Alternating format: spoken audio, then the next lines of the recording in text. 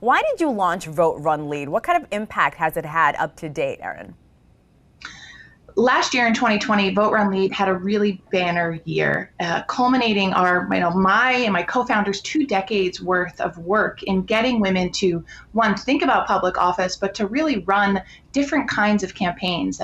Last year, 71% of the women of color that ran, that were Vote Run Lead alumni, won their races. Two-thirds of the women actually ran for state legislature. So we know that this year, coming up, 2022 local elections, 2024 state legislative elections, this is really an opportunity for us to accelerate what has been incremental change. And now we're going to increase that pace where we're going to hit that 51%, where we're going to see women everywhere. Erin, it's so interesting. I've gone to so many political events in the last few years during my career and just with family events, and there's always lack of women. I'm always surprised with the lack of women and women of color in these positions. So why is the representation of women within our government so important? Where do we stand, and what work, of course, still needs to be done moving forward?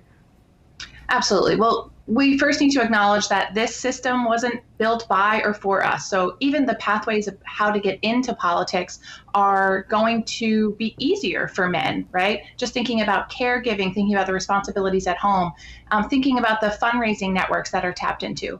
We're creating at Vote Run Lead a true insider outsider strategy. So you can tap into the old tools of, the political parties apparatus that might work for you, but we're going to give you new tools on how to run and win for the state ledge. You're going to get a 10-week series that's going to give you tips every week to build that political capital. You're going to get personal coaching sessions from women who actually ran for state office and won. You're going to get connected to a beautiful community. And of course, our awesome Run As You Are trainings. That'll be all over the country online.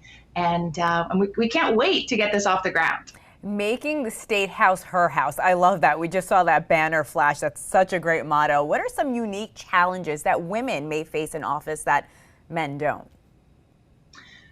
All the things that we know, right? We don't need to look any further than the sort of she session to know that women bear the brunt of, caretaking, schooling, that really hasn't changed as much as maybe we might have liked to think. So we've got to make sure that women can be parents. We have an alumni that's working across state legislature across the country to actually move legislation that says campaign funds can be used for caregiving. So this is the kind of direct policy we want to see changed at the state level to allow for some of these barriers for women to get into government.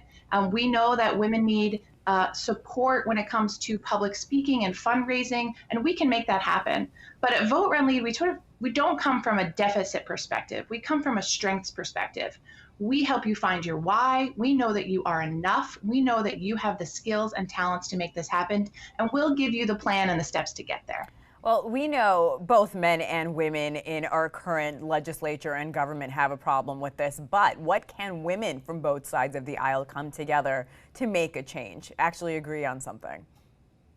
I totally believe that we will come together when it comes to the issues that affect our lives. When we're looking at women's economic empowerment, when we are looking at how to do things differently, we know that childcare, we know that seven out of 10 Americans are pro-choice, right? We know these issues are actually not as hyper partisan as we see on the news media. So we've got to get those folks that are pragmatic, that are willing to work and talk across the aisle, that know that the lives that women are living have to be different in order for our economy to get off the ground, in order for the respect that communities of color deserve, and for the democracy that we deserve. Right now, our democracy is under attack.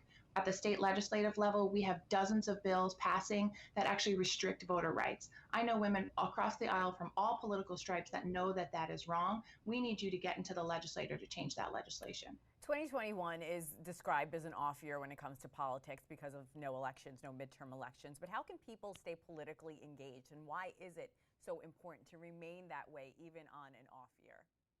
Absolutely. So